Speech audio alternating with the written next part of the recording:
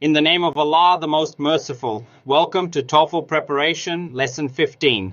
I'm your instructor, Mohammad Ewaz Nazari, and today we're focusing on one of the most important and often challenging parts of the TOEFL writing section, the Integrated Writing Task. This task is all about your ability to combine information from two different sources, a reading passage and a listening lecture.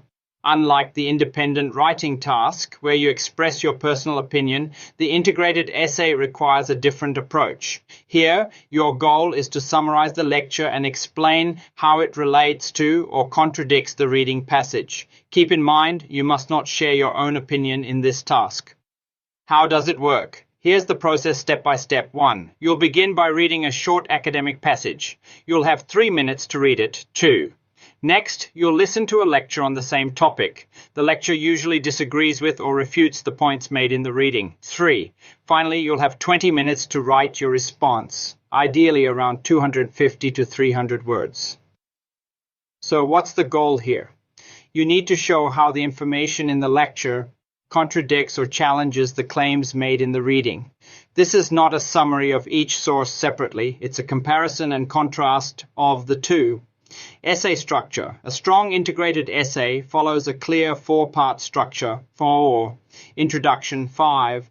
Body paragraph 1 to 6. Body paragraph 2 to 7. Body paragraph 3. Let's break it down. 1. Introduction. Start by briefly mentioning what the reading and lecture are about. Then clearly state that the lecture disagrees with the reading. For example, the reading and lecture both discuss the effects of ecotourism.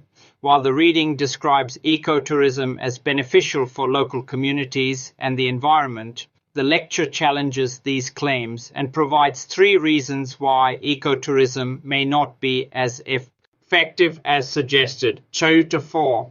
Body paragraphs. Each body paragraph should present 1 point from the reading and explain how the lecturer responds to that point. Use transition words like however, in contrast, or on the other hand. For example, the reading states that ecotourism supports local economies. However, the lecturer argues that in many cases, most of the profits actually go to international corporations rather than to local residents. Make sure you're paraphrasing the ideas. Don't copy exact sentences from the reading or the lecture. Instead, use your own words to show you understand the meaning. Also, do not include your personal opinion, experiences, or new ideas. That's a common mistake. This task is strictly about summarizing and comparing. Helpful language you can use.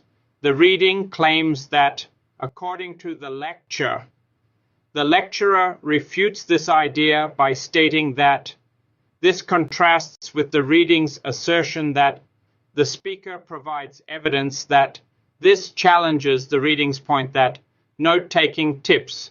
To succeed, take organized notes during both the reading and the lecture. Try to match each point in the reading with the lecturer's counterpoint. This will help you build strong, clear paragraphs and stay focused during your writing time. Quick review strategy. Here's a simple plan you can follow every time. Chit 8. Read the passage, 3 minutes. Write down 3 key points. Chit 9. Listen to the lecture. Note how each point is challenged. Chan Chin. Organize your notes into 3-point counterpoint pairs. Shin. Write your essay. Start with a short intro and then 3 body paragraphs. Fu. Use clear formal English with good grammar and transition phrases. Final tips for success. Focus on how the lecture relates to the reading. Identify and write about 3 major points.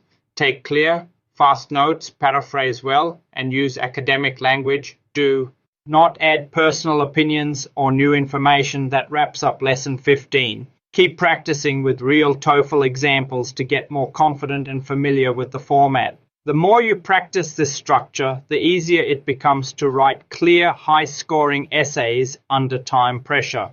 In Lesson 16, we'll move on to developing strong listening skills, especially how to take effective notes during academic conversations and lectures, a skill that will help you not only in the listening section, but also in the integrated writing and speaking sections. Thanks again for joining me today. Keep working hard, stay consistent, and I'll see you in the next lesson.